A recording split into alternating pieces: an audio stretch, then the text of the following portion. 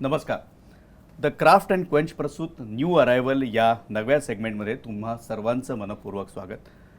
या सेगमेंटमध्ये आपण नवीन येणारे चित्रपट, सिरियल्स, नाटकं आणि वेबसिरीजमधील कलाकार आणि तंत्रज्ञांना गप्पांसाठी आमंत्रित करतो. आपल्या सगळ्यांना माहिती आहे की नवीन वेबसिरीज येऊ घातली आहे आणि त्याच संदर्भात आपण गप्पा मारण्यासाठी इथे सगळेजण जमलेलो आहोत. मनापासून स्वागत तुमच्या सगळ्यांचं. तू अभी तक है हसीन नावातच इतकी गंमत आहे, तर मला तुमच्या सगळ्यांकडनं, अर्थात मला माहिती आहे की तुम्ही प्रत्यक्ष थेट आता विषयाला आपण आत्ताच जस्ट ती लॉन्च झाली आणि आता तुम्ही काय विषय लगेच रिव्हील करणार नाही आहात, पण मला तुमच्याकडनं सगळ्यांकडनं या वेबसिरीजविषयी जाणून घ्यायला नक्की आवडेल. अनुषा, तुझ्यापासून सुरुवात. तो मैं हिंदी में बात करती हूँ. हो. तू अभी तक है हंसी, जैसे कि नाम में है, बहुत ही हम समझते हैं बहुत ही एक हंसी कहानी है. और दो ऐसे लोगों की कहानी है जो हर घर में है और हर कोई रिलेट कर सकता है. करेक्ट. तो वो एक लव स्टोरी है और जो हम सारी दुनिया को दिखाना चाहते हैं बेसिकली. क्या अनुराग. सो ही स्टोरी तू अभी तक है असं जसं नावातच आहे, तू अभी तक है हसी. सो मला असं वाटतं की आयुष्याच्या प्रत्येक वळणावर तुम्हाला तुमचं नातं नव्याने उलगडत जातं. बरं. सो 60s नंतरचं नातं काय असतं, ज्यावेळेस सगळे बाकीची कामं वगैरे संपलेली असतात आणि आफ्टर रिटायरमेंट नंतर ते दोघांचंच असणं. राहत इंदोरी एकदा खूप छान म्हणाले की त्या वयात फक्त प्रेम होऊ शकतं, वा. बाकी काही होऊ शकत नाही. सो त्यावेळेस काय गंमत घडेल, सो ती एकंदरीत स्टोरी आहे. क्या सुविधा ताई. तू अभी तक है हसी ही एका प्रकारे माझीच गोष्ट आहे, कारण माझ्या वयाची गोष्ट आहे. बरं. आयुष्याच्या त्या टप्प्यावर मी आहे. त्यामुळे मला आपल्या आयुष्याकडे असंही बघता येऊ शकतं की बरं. असं एक रेव्हेलेशन आहे असं म्हणूया.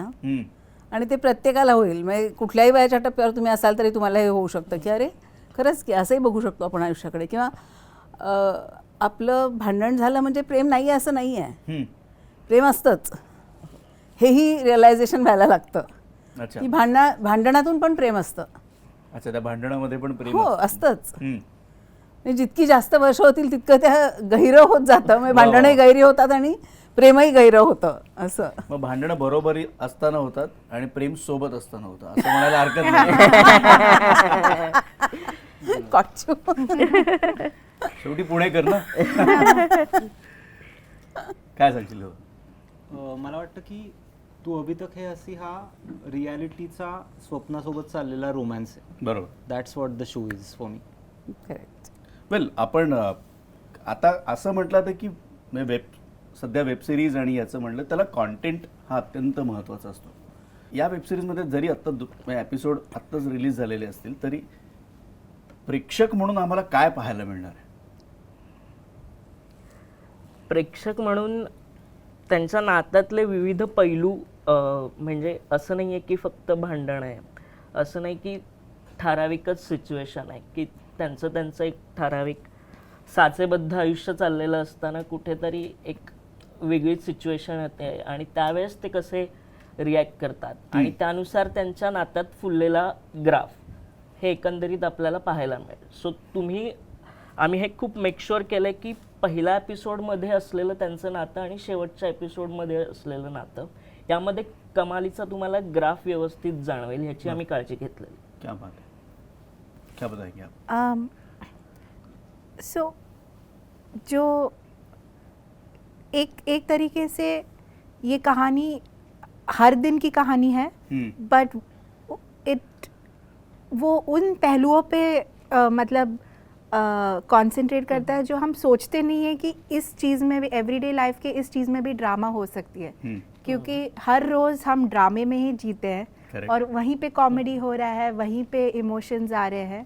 तो वो ऐसी कहानी है कि ऑडियंस को लगे कि आप एक फ्लाई ऑन द वॉल हो और आप इन दो लोगों की कहानी देख रहे हो, सुन रहे हो और उनके साथ वो जी रहे हो without intruding into their lives.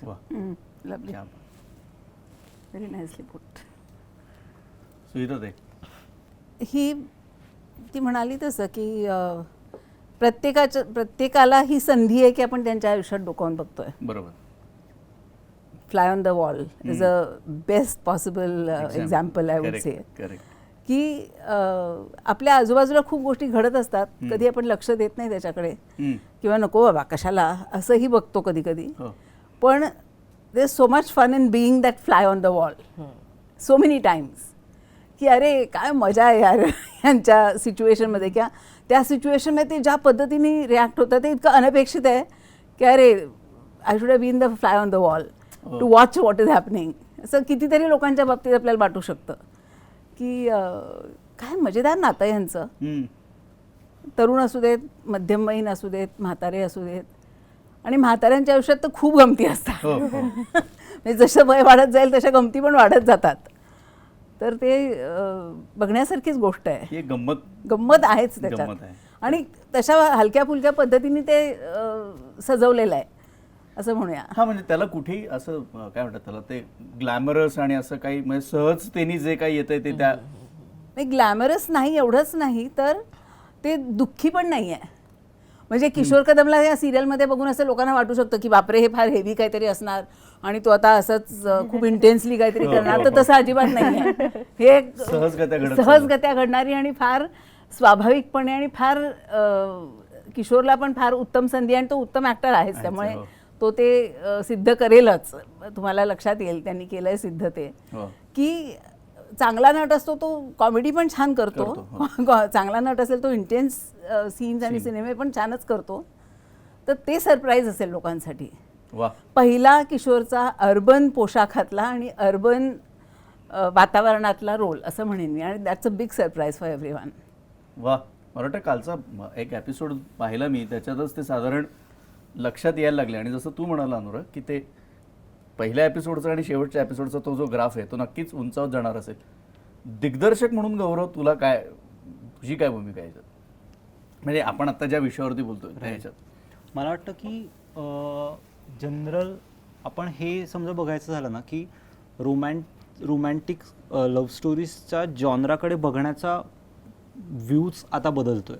म्हणजे जो लार्जर दॅन लाईफ रोमॅन्स आपण बघत आलेलो आहोत ते आता त्याच्या पलीकडं आपण सगळेजण प्रेक्षक म्हणून आणि समाज म्हणून पण जातोय. सो ते आवडेनसं झालं म्हणजे ते डेटेड वाटतंय, ते खोटं वाटतंय.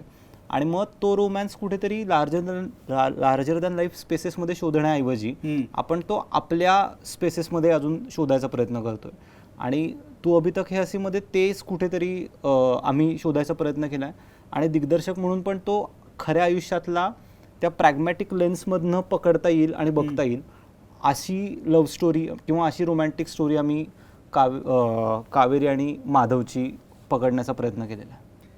मला मुळात ना त्या पात्रांची निवड करतानाची तुमची प्रोसेस काय होती, म्हणजे तुला एक दिग्दर्शक म्हणून तुझी प्रोसेस काय होती? सुविधाताई, कावेरी हे पात्र साकारतानाचं केलेलं जे वर्किंग आपण म्हणतो ते तू सुद्धा लिहिताना ते पात्र, आणि एक प्रोड्युसर म्हणून मी ते प्रोड्युसरच्या ह्याच्यावरती येणार आहे कारण तो खूप महत्त्वाचा प्रश्न आहे. काय वेगवेगळ्या भूमिकांमधनं त्या पात्रांकडे तुम्ही सगळेजण बघत होता? मला वाटतं लेट स्टार्ट विथ अनुराग, कारण त्यांनी लिहिलेली होती गोष्ट, त्याला ती कॅरेक्टर्स कशी दिसायला लागली. सो ज्यावेळेस ती लिहिली आणि ती पूर्ण मी आणि सई आणि अनुषानी बसून ती लिहिली, त्यावेळेस आम्हाला त्यांच्यातले आम्ही डिस्कस करतानाच आम्हाला त्यांच्यातले बारकावे आणि ह्या सगळ्या गोष्टी खूप माहिती होता. म्हणजे कावेरी दिसायला खूप भांडखोर असली तरी तिच्यात एक गोडपणा आहे, म्हणजे ती कुठेही अशी क्लिष्ट वाटत नाही. किंवा माधवमध्ये एक वेंधळेपणा आहे, एक अल्लडपणा आहे. सो हे व्यवस्थित आम्ही हे करत होतो. आणि त्यावेळेस पूर्ण कावेरीचं आमचं हे होतं की जो सुविधा इकडे गोडपणा उपजतच गोडपणा काय आहे तुझ्याकडे. त्यामुळे आम्ही फॉर शुअर होतो की कावेरीसाठी आपण सुविधादायी हे करूयात. किशोरदादाचं कॅरेक्टर आम्ही खूप, म्हणजे मी आणि गौरवनी खूप इंटरेस्टिंगली आम्ही त्याच्यावर खूप बोललो, 2 दिवस बोललो की किशोरदादाचा आणि माधव, तर की किशोरदादा पहिल्यांदा हे करणार आहे आणि ह्या सगळ्या गोष्टी. सो त्यामुळे आणि आमचं दोघांचं हे पण झालं की सरप्राईज पॅकेज असेल, जे आपण आत्ता म्हणतो की किशोरदादांनी याच्या आधी असं केलं नाहीये, पण त्याच्यात तो अल्लडपणा आहे. सो ते आम्ही आणि एकाच गोष्टीवर आम्ही फायनली वन पेजवर आलो की आपण किशोरदादाला कास्ट केलं. म्हणजे मला आठवते की जेव्हा आमचं हे सुरू होतं, प्री प्रोडक्शन सुरू होतं, तेव्हा मी बाकीच्या गोष्टी बघत होतो आणि अनुराग किशोरदादाला नरेशन देण्यासाठी कोल्हापूरला गेला होता. आणि पूर्ण दिवसभर माझं असं होतं की नरेशन कसं होतंय, काय रिस्पॉन्स येतोय वगैरे वगैरे. सो पूर्ण दिवसभर म्हणजे ऑब्व्हियसली आय कुडंट कॉल हिम, कारण त्याच्यासोबतचं सगळं चालू होतं, बाकीची कामं चालू होती. सो रात्री जेव्हा मी कॉल केला आणि तो म्हटला की किशोरदासोबत नरेशन झालेलं आहे, त्याला खूप आवडलेलं आहे आणि त्याच्याशी इंटरॅक्शन केल्यानंतर मला पण आता असं वाटतं की तो he can fit the role very well. So तेव्हा आमच्या दोघांचा जीव भांड्यात पडला की नाव we can start seeing Madhav from page to the screen. So that journey was very interesting. आणि आत्ता सुहिताताई जे म्हणत होती तेव्हा मला वाटलं की तिच्याकडे बघत असताना मला असं वाटलं की कॅरेक्टर्स म्हणून ना, म्हणजे माधवमध्ये जो एक रोमॅन्टिसिझम आहे नॅचरली, तर तो किशोरदादाकडे माणूस म्हणूनच आहे. म्हणजे आपल्याला तो कवी म्हणून कसा आहे, म्हणजे किती चांगला आहे, म्हणजे बघ माझी आठवण येते का, ह्याच्या मी पारायणं लहानपणी केलेलीच आहे, सगळ्यांनीच केलीत म्हणजे. सो त्याचा रोमॅन्टिसिझम त्या कॅरेक्टरमध्ये आलाय. आणि सुहिताताईचा जो एक मला प्रॅग्मॅटिकला अजून चांगला शब्द मी शोधायचा प्रयत्न करतोय, पण एक ते सगळं ठीक आहे, पण तुम्ही भाजी निवडायला मदत करा, हे जे त्याला पटकन रियालिटीमध्ये घेऊन येणं आहे त्याच्या स्वप्नाच्या जगातनं. सो सेकंड एक्झाम्पल ट्रेलर मध्ये पण आपण टाकलाय की तो खूप रोमॅन्टिकली एक शेर म्हणतो आणि म्हणते तुम्हाला चहा चढलाय का, चहा जास्त झाला. सो त्याला ते सतत त्याच्या स्वप्नाच्या दुनियेतनं जमिनीत आणण्यासाठी जे एक खोचकपणा पण लागतो आणि तो बॅलन्स आउट करायला पर्सनॅलिटीमध्ये इनहेरंट एक गोडवा पण लागतो. सो त्याचं मिश्रण सुविधाताईमध्ये खूप मस्त आहे असं मला वाटतं. त्यामुळे both of them looked so well together on screen. आणि त्याचा रॉनेस किशोरदादाचा आणि सुहिताताईचं हा जो गोडवा आहे त्याच्या मिलाफातनं त्यांचा रोमॅन्स बिल्ड होईल असं वाटतं. क्या बात है. एज प्रोड्यूसर्स मैं तमिलियन हूँ लेकिन मैं पुणे से हूँ, तो सो वो तो एक हिस्सा है ही कि आई फील मैं महाराष्ट्रन ज़्यादा हूँ, तमिलियन कम क्या हूँ. बात है, क्या बात है. तो वो एक है. बट जब ये कहानी पहले आई थी तो वो कावेरी और माधव की कहानी थी, पर वो ये कहानी नहीं थी. अच्छा. वो और ये कुछ 3 साल पहले की बात है. And I think as a producer, as a writer, वो फर्स्ट इंस्टिंक्ट पे होता है कि क्या ये कहानी वो कहानी है जो आप देखना चाहोगे कि नहीं, मोर देन एनीथिंग एल्स. और वो इंस्टिंक्टिवली मुझे, सारंग पौला को ये लगा कि ये कहानी हमें बतानी है. और ऑब्वियसली एक महाराष्ट्रियन हाउस होल्ड में बताएंगे तो बिकॉज हम सब उससे फेमिलियर हैं. But I think Anurag will also agree, जब वो कहानी आई थी वो माधव की कहानी थी, वो कावेरी की कहानी नहीं थी. अच्छा. तो कावेरी एक हिस्सा थी माधव के लाइफ में. तो पर वो हमारे पास आया और हमारी कंपनी में भी इट्स लाइक मेजॉरिटी विमेन. तो आई रिमेम्बर कि आई टोल्ड अनुराग कि ये कहानी बहुत अच्छी है बट कावेरी तो है ही नहीं इसमें. और कावेरी वो कावेरी नहीं हो सकती है जो बहुत सारी मराठी फिल्मों में देखते हैं हम, कि कोई दबी हुई औरत या कोई मतलब 40 साल से सफ़र कर रही है. मैंने बोला अगर मैं जब 60 की होंगी या मेरे आसपास या मेरी मम्मी भी, वो मतलब शी इज़ इंडिपेंडेंट, पढ़ी लिखी है, she has a mind of her own and she will not take nonsense. तो हम लोग कावेरी को वैसे बनाएंगे. तो हमने कावेरी पे काम करना चालू किया. और सेकेंड राइटर्स ऑल्सो वुमेन. एक पॉइंट पे ऐसे हो गया कि अनुराग भी कावेरी की कहानी बोलने लगा, तो माधव कम हो गया. तो हमने एक दिन बैठ के बोला कि अरे अब तो ये कावेरी की कहानी हो रही है, तो इसको बैलेंस आउट करते हैं. सो फिर वो माधव और कावेरी की कहानी हुई. तो हम लिटरली हर एक एपिसोड में ऐसे देख रहे थे कि ऐसा ना हो कि कोई एक कैरेक्टर ओवर पार हो. It has to be an equal give and take, क्योंकि 40 साल से वो एक साथ रह रहे, तो उनकी एक ट्यूनिंग हो चुकी है. तो फिर वो माधव और कावेरी की कहानी हुई. But that is the writing process. But as a producer the language is like immaterial. अगर एक कहानी अच्छी है तो आप वो, हम तो स्पेनिश में भी कहानियाँ देखते हैं, अभी तो जापानीज़ में देखते हैं, Korean K dramas are so popular. तो ये मराठी कहानी तो हर कोई देखेगा, हर मतलब it's can be easily connectable. So language is not a barrier. And we have English subtitles, तो हर कोई कहीं पे भी देख सकता है. वा वा, काय सांगशील. सो मी ट्रेनमध्ये जात होतो एकदा परळला आणि गर्दीचं सकाळी 9-10 वाजता आणि व्यवस्थित गर्दी होती. आणि एक खिडकीत कोपऱ्यात सीटवर एक कपल बसलेलं साठीचं. बर. आणि ते त्याला भूक लागल्यावर तिने बिस्किटचा पुडा दिला. त्यांनी 3 बिस्किट्स खाल्ले आणि त्यांनी पाणीही नाही मागितलं, पण 3 बिस्किट नंतर तिने स्वतःहून पाणी दिलं. आणि त्याचं सो इतक्या वर्षाच्या ह्याच्यानंतर तिला माहिती आहे की आता ह्याला पाणी लागणार आहे. त्यांनी मागितलंही नाही, काही नाही. सो मला एक कन्सेप्ट आला की आत्ताची जी पिढी आहे ती 2 महिन्याचं रिलेशन झालं, 2 वर्षाचं झालं की फॉर एव्हर आणि कॉन्स्टंट अशा शब्दाचा Status, उपयोग हो. करतात. पण हे लोक ते जगतात, पण त्या लोकांना हे फेस पण माहिती नाही की you are my constant, you are my forever, हे काही माहिती नाही, पण ते जगतायत ऑलरेडी. सो इफ ते असे रिॲक्ट करायला लागले तर कशी मजा येईल. सो तो एकंदर हे होता. आणि तू अभी तक हे अशी गोष्टी मागे मी सारंगला भेटणार होतो आणि सारंग एका कॅफेमध्ये, आणि सारंगला यायला अर्धा तास होता. आणि सडनली मला रिअलाइज झालं की 5 एपिसोड्स आहेत आपल्याकडे, पण आपल्याकडे या गोष्टीचं टायटलच नाही आहे. सो काय म्हणजे सारंगला ज्यावेळेस सांगणार की एक गोष्ट आहे, पण कोणती गोष्ट आहे अरे, जर तो विचारेल तर माझ्याकडे नावच नाही आहे त्या गोष्टीचं. मग तिथे कोपऱ्यात कोइन्सिडेंटली एक त्या कॅफेमध्येच एमेरी जोहरेचं बी गाणं लागलेलं. आणि मग त्यावेळेस मग तू अभी तक हे असे, आणि मला झालं दिस इज सगळा योग जुळवून आणलं आणि जुळून आला म्हणजे. पण मला एक सांग की हे लिहिताना, हा कॉन्टेंट लिहिताना त्याच्यात काही काही ठिकाणी आता त्यात तो डीपी बदलणं, डाय करणं, हे जे त्याच्यात एलिमेंट ॲड करत गेले ते कुठेतरी नवीन पिढीला डोक्यात ठेवून केले. एक्झॅक्टली जसं मी म्हणालो की फॉर एव्हर कॉन्स्टंट ह्या कन्सेप्ट त्यांना माहिती नाही आहेत आणि ते जगतायत. बट व्हॉट इफ ते जर आपल्या म्हणजे आजच्या जनरेशनच्या मुलांसारखे जर ते रिॲक्ट करायला लागले तर काय धमाल येईल. सो साठीचं कपल हे आत्ताचं डीपी आणि ह्या सगळ्या जनरेशनच्या सारखं बोलतंय, तर मग त्यात तो एक गंमत येतो, तो आणायचाच प्रयत्न होता. इथे मला वाटतं की एक महत्वाचं म्हणजे तो ज्या लाईन्सवर बोलतोय ना, सो त्याच्यामध्ये रिया नावाचं एक कॅरेक्टर जे तुम्ही पाहिलं पहिल्या एपिसोडमध्ये बघितलं असेल, जी त्यांची भाची असते. सो तिचा प्रभाव हा कावेरी आणि माधवच्या आयुष्यावर पडायला लागलाय. आणि जसं जसं तुम्ही पुढे जाल किंवा तुम्ही ट्रेलरमध्ये पण बघितलं असेल तर कावेरीने रियाच्या स्पेसेसमधले काही शब्द पण उचलायला लागली ती, किंवा माधव पण उचलायला लागलाय, कारण त्यांना सुद्धा कुठेतरी कनेक्ट राहायचं आहे. सो रिया ही मला असं वाटतं की माझ्या किंवा अजून माझ्यापेक्षा थोडेसे यंगर जे व्ह्युअर्स आहेत त्यांच्यासाठीची ती विंडो आहे त्या शोमध्ये बघण्याची. आणि कावेरी आणि माधवला जो आजच्या पिढीचा जो कनेक्ट त्यांच्या आयुष्यामध्ये हवा आहे तो त्यांना रियाकडनं मिळतोय.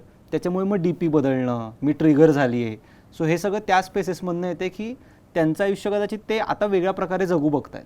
सो दॅट्स वाय रियाज कॅरेक्टर जे शिवानी केलं आहे तो ब्रिज आहे असं म्हणायला हरकत नाही, या पिढीतून त्या पिढी. वेल सुनीताताई त्या पात्रामध्ये, कारण नवरा असा वेंधळा, आणि वेंधळा म्हणण्यापेक्षा निष्पाप निरागस, म्हणजे अल्लड आणि जाणीवपूर्वक नाही करत तो, म्हणजे सगळे असतात तसे. हा म्हणजे जसे नवरे असतात तसे, अगदी उगी उगी सगळे नवरे असतात तसे, की त्यातला तो एक सीन आहे. म्हणा तुम्ही.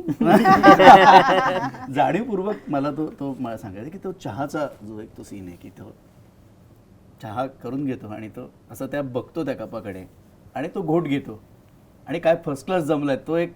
तोंड वाकडं केलं त्यांनी बाय द वे, लक्षात आलं नसेल नाही, मला मी पुन्हा बघा. मी तो अभिमानाने म्हणलं मी तो. आणि त्याच्यानंतर ती आतमध्ये गेल्यानंतर पदर असा खोचून पुन्हा हे जे बारीक बारीक गोष्टींचं वर्किंग आहे हे करण्यासाठी म्हणून काही दिग्दर्शकांनी सांगितलं का काय? नाही, दिग्दर्शकांनी सांगितलं, पण असं पुष्कळशा घरांमध्ये असतं. माझ्या घरात नसतं सरप्रायझिंगली. माझ्या घरात माझा नवरा गोष्टी करतो, बनवतो स्वतःच्यासाठी. कधी कधी मलाही ब्रेकफास्ट काय खाशील असं विचारून करून देतो, ही फॅक्ट आहे. पण सर्वसाधारण घरांमध्ये असं होतं, हे मी बघितलं आहे की नवरे फुशारक्या खूप मारतात की मी सगळं करू शकतो आणि तुझ्या वाचून अडत नाही असा आविर्भाव असतो. प्रयत्नही करतात ते, पण त्याचा परिणाम तिथे जो दिसलाय ओट्यावर पसारा, तसा बऱ्याचशा घरांमध्ये असतो की बाबा तू काम करू नकोस, पसारा घालू नकोस बस, असं म्हणायची वेळ येते बायकोला. तर माझ्या नशिबी तसं नाही आहे.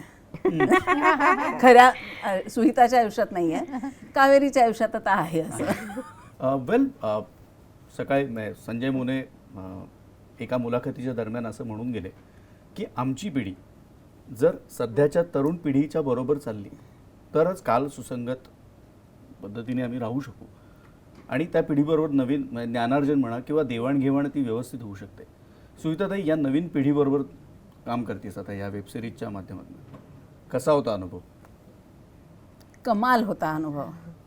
आणि मला गेली कित्येक वर्ष हे जाणवलेलं आहे की तरुण मुलांच्या बरोबर काम करणं ही फार चॅलेंजिंग गोष्ट असते.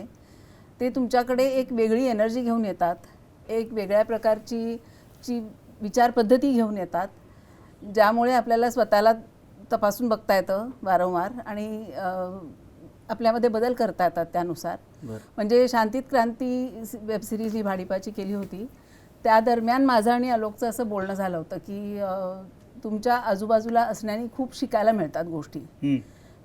खूप हुशार असतात आजकालची मुलं, त्यांना एक्सपोजर खूप असतं, त्यांनी वेगळ्या वेगळ्या पद्धतीने विचार केलेला असतो, त्यांचे अनुभव आम्हाला फायदेशीर ठरूच शकतात विविध पद्धतीने. म्हणजे रिलेशनशिपच्या बाबतीत असेल किंवा समाजाकडे बघण्याचा दृष्टिकोन असेल किंवा कुठल्याही प्रश्नाला हाताळायची त्यांची हातोटी असेल, या सगळ्या गोष्टी खूप वेगळ्या असतात आमच्यापेक्षा. आम्ही फार वेगळ्या काळात जन्मलो आणि वाढलो, त्यामुळे आम्हाला ओळखच नसते पुष्कळशा गोष्टींची. विशेषतः मी ज्या प्रकारच्या वातावरणात वाढले त्यामुळे मला खूप नव्याने ह्या गोष्टी शिकायला मिळतात. आणि दोन्ही मुलं खूप गुणी आहेत, हुशार आहेत आणि त्यांच्याकडनं मला वेळोवेळी खूप छान फीडबॅक सीन करत असताना सुद्धा मिळालेला आहे. पहिल्यांदा मी ऐकलं स्क्रिप्ट तेव्हापासूनच मी इतकी खुश होते त्या स्क्रिप्टवर. आपल्याला ही संधी मिळणार आहे ह्याच्याबद्दल मला खूप कृतकृत्य वाटत होतं किंवा I was really feeling grateful की ही संधी माझ्यापर्यंत आली आणि मी त्याला न्याय द्यायला पाहिजे. मी वेळोवेळी यांच्याकडे माझे काही शंका असतील की हे बरोबर होतं ना रे, हे तुम्हाला पाहिजे तसं आहे ना रे, असं सतत विचारत होते. आणि ते नेहमीच प्रत्येक वेळेलाच खूप प्रोत्साहन देत होते आणि नाही करेक्ट आहे असंच पाहिजे. आणि मी सेटवरची गंमत सांगते मी की प्रत्येक शॉट झाल्यावर त्यांनी ठरवलं होतं बहुतेक, तर प्रत्येक शॉट झाल्यावर ते दोघं जण इतके खुश व्हायचे, इतके नाचायचे आणि हा मस्त टाळ्या बिळ्या वाजवायचे. तर मी असं 2दा-3दा बघितलं, म्हटलं की एक मिनिट जरा शांत घ्या, रियालिटी चेक ठेवूया आपण. म्हणजे खुश होणं चांगली गोष्ट आहे, मला आनंद आहे तुम्ही खुश होत आहे, पण ते खरंच आहे की नाही तपासून बघूया आपण वेळोवेळी, आनंदाचं पण एकदा तपासूया. कारण मला कारण मला अशी सवय नव्हती आत्तापर्यंत की असं पटकन कोणीतरी रिॲक्ट होत आहे, आपण काहीतरी करतो आणि त्याच्यावर अरे मस्त असं कोणी म्हणतं आहे, ह्याची सवय नाही आहे मला. कारण आमच्या पिढीत असं एक्सप्रेस करणं किंवा अप्रिशिएट करणं असं नव्हतंच, अजूनही नाही आहे फारसं कदाचित. शिकतो आहे मी नव्याने ते आता. पण मी आलोकबरोबर आत्ताच एक नाटक केलं, त्याही वेळेला मला हे जाणवलेली गोष्ट आहे की तरुण मुलांची एनर्जी ही फार वेगळी असते आणि त्याच्यातून आम्हाला एनर्जी मिळते नवीन काही करून बघायला, नवीन पद्धतीने विचार करायला. सो फारच मौल्यवान अनुभव होता माझ्यासाठी. तर हा सगळा मी माझा अनुभव सांगितला की मला कसं छान वाटलं, मला या तरुण मुलांकडून कशी एनर्जी मिळाली वगैरे. त्यांचा अनुभव वेगळा असू शकतो, त्यांना आमच्या एनर्जीमुळे ते डप्प झाले असं होऊ शकतं, ते त्यांनाच विचारा. आता त्यांनी एवढं चांगलं छान बोललं, तुमच्याबद्दल कौतुक केलंय, तुमच्याकडनं हीच अपेक्षा आहे की तुम्हीही छानच बोलावं आणि तुम्ही बोलाल. म्हणजे मला वाटते की तिनं छान बोललंय म्हणून तर ऑब्व्हियसली नाहीये, करेक्ट. पण आमच्या दोघांचे अनुभव किशोरदादा आणि सुविताताईसोबत काम करताना खूपच म्हणजे आम्हाला खूप शिकायला मिळालं.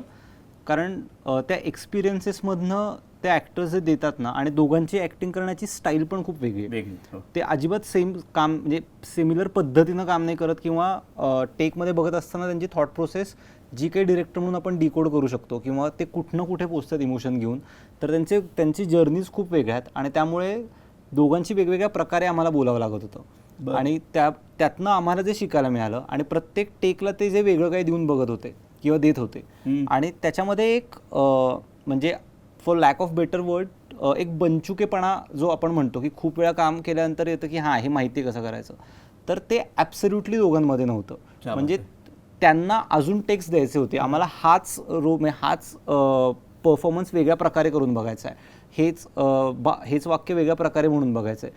तर ती जी आस आहे ना अजून काहीतरी करून बघण्याची, क्या बात आहे. तर that reflects overall on the set. आणि एस्पेशली म्हणजे आपण किती म्हणलं की हे कलेक्टिव्ह आहे, तरी हाऊ ॲक्टर्स आणि lead actors behave on the set, त्याच्यामुळे एक सेटचा टोन पण बनतो. तर ते इतके जास्त कोऑपरेटिव्ह होते, कारण we were shooting against all the odds. आणि खूप म्हणजे आम्हीसुद्धा खूप नव्याने आणि पहिले काही आमची कामं आहेत, तर त्यामध्ये जे सांभाळून घेणं आहे ते सुद्धा, आणि अख्ख्या सेटला एकत्र ठेवणं सुद्धा, तर त्यामध्ये सुद्धा दोघांचं कंट्रीब्युशन खूप होतं. सो असं आम्हाला वाटलं की क्राफ्ट लेवलला पण खूप शिकायला मिळालं, आणि एक वर्ल्ड व्ह्यू लेवलला किंवा त्यांचा अप्रोच कामाकडे कसा आहे त्या लेवलला पण खूप शिकायला मिळालं. क्या बात. काय सांगशील? मी आणि गौरव ह्यावर खूप आधीच म्हणजे एकदा पॅकअप नंतर आम्ही ह्याच्यावर सेम बोललोय की ही दोन्ही लोक किती कोणकोणत्या दिग्दर्शकांसोबत काम करून आलेली आहेत आणि आता आपल्या सोबत काम करतायत. पण त्यातही जे नाविन्य म्हणतो की एक्साइटमेंट असते, एक उत्सुकता असते कॅमेरासमोर जाण्याच्या आधी, correct. किंवा दिग्दर्शक म्हणून आता किशोरदाची एक गोष्ट आहे की चित्रीकरण सुरू झालं त्याच्या 2 दिवस आधी किशोरदादाला राष्ट्रीय पुरस्कार मिळाला. हो.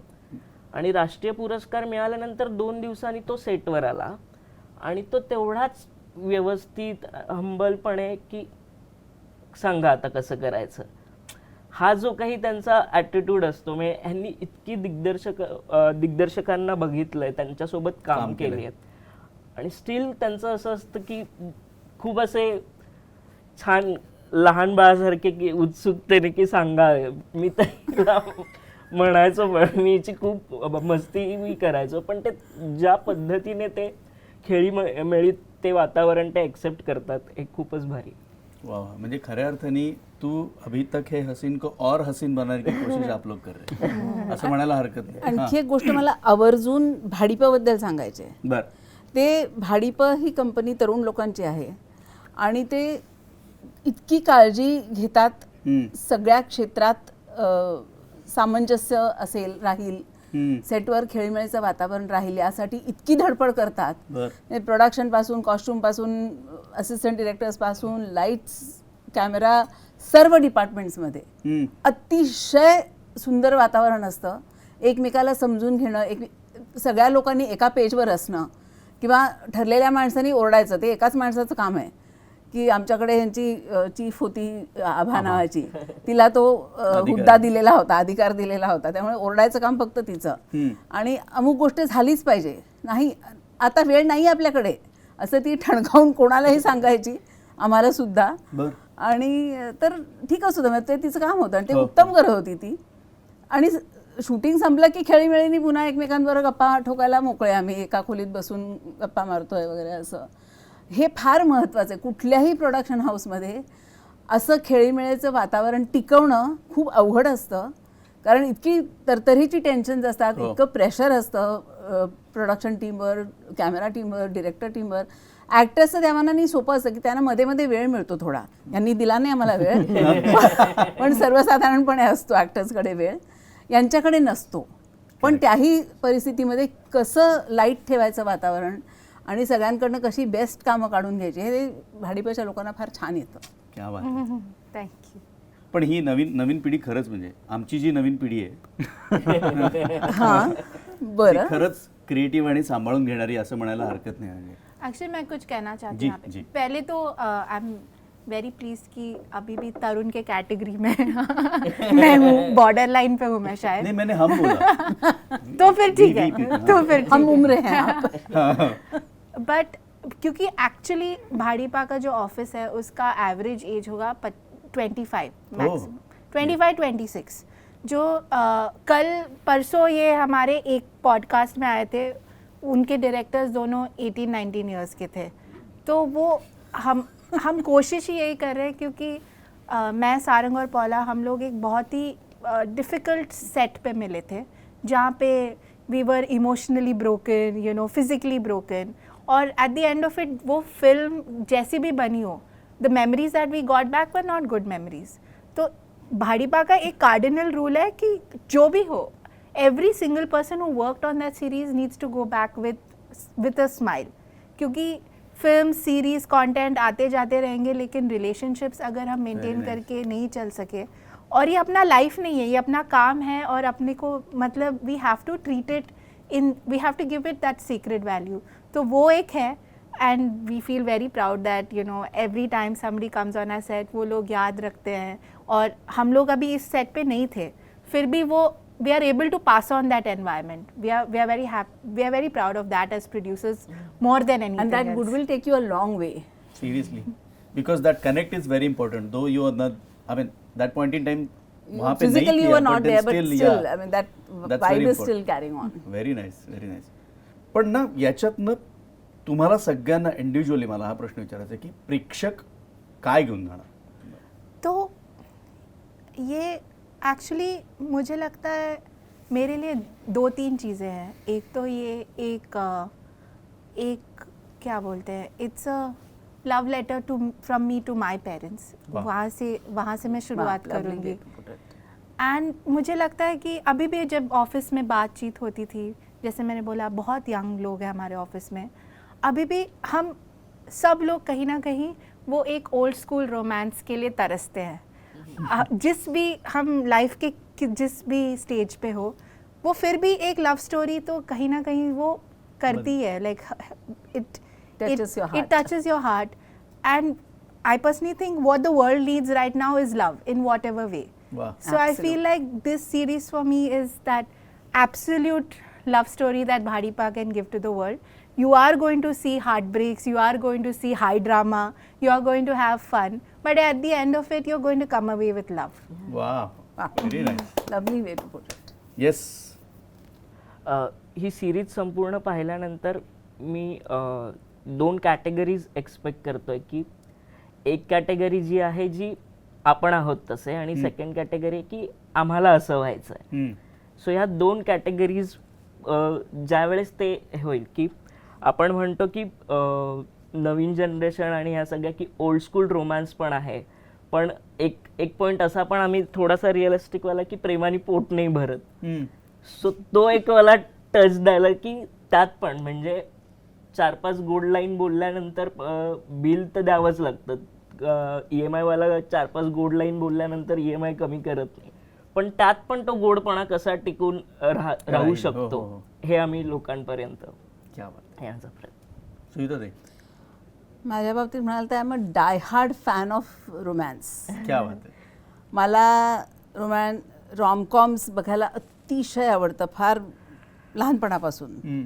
आणि मी कितीही बघू शकते. असं करायला मिळालं तर, असा रोल मिळाला तर आणखी काय पाहिजे. Nothing like it. Nothing like it. So I am very happy. आणि बघायला आवडतं, करायला कसं वाटतं माहीत नव्हतं, कारण आत्तापर्यंत आईचे रोल वगैरे असे करत आले मी. त्याच्या पलीकडे जाऊन वेगळं काहीतरी करायला मिळालं याचा आनंद. यंग माणसांबरोबर काम करतोय, भाडीपाबरोबर काम करतोय, या सगळ्या गोष्टींचा खूप आनंद. सो खूप मजा आली आहे मला हे सगळं करायला. आणि बघून रिस्पॉन्स कसा येतो हे याची उत्सुकता आहेच मला. वा वा. मला वाटतं बिफोर आन्सरिंग युअर क्वेश्चन मला आदित्यबद्दल थोडंसं बोलायचं आहे. आदित्य दिवेकर yes. जो DOP होता. सो आत्ता जे खूप सुंदर आणि गोड आणि छान आणि सगळं दिसतंय, तर त्यामध्ये ॲज अ DOP त्याचा खूपच मोलाचा वाटा हो. आहे. Correct. आणि त्याच्यामुळे हा शो जेवढा छान सगळ्यांनी लिहिला आहे आणि जेवढा छान परफॉर्म केला आहे तेवढाच छान दिसतोय सुद्धा. क्या बात. सो मला ते मेन्शन करायचं होतं. आणि शोबद्दल लोकांनी काय घेऊन जावं, तर प्रत्येकासाठी वेगवेगळ्या मोमेंट्स असणार आहेत. म्हणजे वेगवेगळ्या पॉईंट ऑफ व्ह्यूनी बघताना वेगवेगळ्या त्यातले सीन्स, वेगवेगळे सिक्वेन्सेस, वेगवेगळ्या लाईन्स मिळतील. पण एक वॉर्मथ जी असते ना, जे आपल्याला कुठलीही सुंदर रॉमकॉम बघितल्यानंतर एक वॉर्मथ आपल्या आजूबाजूलाच फील होते. ते आश्वासन आणि ती वॉर्मथ प्रत्येकाला हा शो बघून मिळावी असं वाटतं. क्या बात आहे. वा वा. आणि मला असं पण वाटतं की खूप वर्ष फक्त तरुणांच्या लव्ह स्टोरीज बघत आलो आपण. आता ही वेळ आली की थोड्या वेगळेपणाने हा विषय पुढे येतोय, किंवा सिनियर माणसांच्या आयुष्यात पण प्रेम असू शकतं. करेक्ट. म्हणजे तुम्ही फेस्टिवलला जाता, तिथे परदेशी फिल्म्स खूप बघता अशा, पण आपल्याकडे अजूनपर्यंत असं नव्हतं वातावरण. Acceptance त्याचा- ऍक्सेप्टन्स नव्हता आणि घडतही नसेल कदाचित, माहित नाही मला. मी त्या एज ग्रुपमध्ये नव्हते, त्यामुळे मला तोपर्यंत माहित नव्हतं, पण असं असू शकतं, होऊ शकतं. तू अमिता घे असे. वा वा वा. क्या बात आहे. पण सुविधा ते मला म्हणजे आता एंड नोटवरती मला हेही सांगायला नक्की आवडेल की तरुणांच्या लव्ह स्टोरीज बघितल्या, थोडंसं वयाकडे झुकलेल्या त्या तरुणांच्या सुद्धा लव्ह स्टोरीज तुम्ही आता करताय. आणि तुम्ही जसं आता गौरव म्हणाल की तू अभि तक है हसी, आणि त्या नोटवरती कदाचित आपण असं म्हणू की ज्या व्यक्तीबरोबर इतके वर्ष सहवासात आहोत तिच्याच पुन्हा प्रेमात पडण्याची ही लव्ह स्टोरी असं म्हणायला हरकत नाही. आणि पुन्हा नव्याने तेवढंच तिचं सौंदर्य खुलवायचा प्रयत्न तो त्या ह्याच्यात नव्हतं. तुम्हाला तुमच्या या वेबसिरीजसाठी खरं तर खूप मनापासून शुभेच्छा. अप्रतिम आहेच, हे होणार आहे आणि भरभरून प्रतिसाद मिळणार आहे अशी सदिच्छा व्यक्त करतो. आणि प्लीज प्लीज प्लीज हम लोग प्रोड्यूसर्स तो हैं, but I think I really want to say कि अगर Madhav Bagh did not come on board, हम ये नहीं कर पाते. Yeah. और आप लोग भी यूट्यूब चैनल चलाते हो, you know how difficult it I is. know. इसके लिए हमें 3 साल रुकना पड़ा. ये स्टोरी तो थी, लेकिन एक ऐसा ब्रांड जो आके बोले कि हम भी सपोर्ट कर रहे हैं कि एक you know we also want to see a 60+ love story, उसके लिए I really want to thank them for it. नाही और वो आना म्हणजे त्यांनी माधवबाग येणं म्हणजे ते हृदयाचं नातं आहे ना, त्याच्यामुळे त्यांनी ते बरोबर हेरलं आणि ते बरोबर आले. वा वा, क्या बात आहे. सो मी तुम्हाला मनापासून शुभेच्छा देतो आणि भरभरून प्रतिसाद मिळणारच आहे. आणि मला वाटतं आपण पुन्हा एकदा सगळं झाल्यानंतर पुन्हा एकदा गप्पा मारण्यासाठी जरूर. धन्यवाद. Thank you so much. Thank you thank you thank you.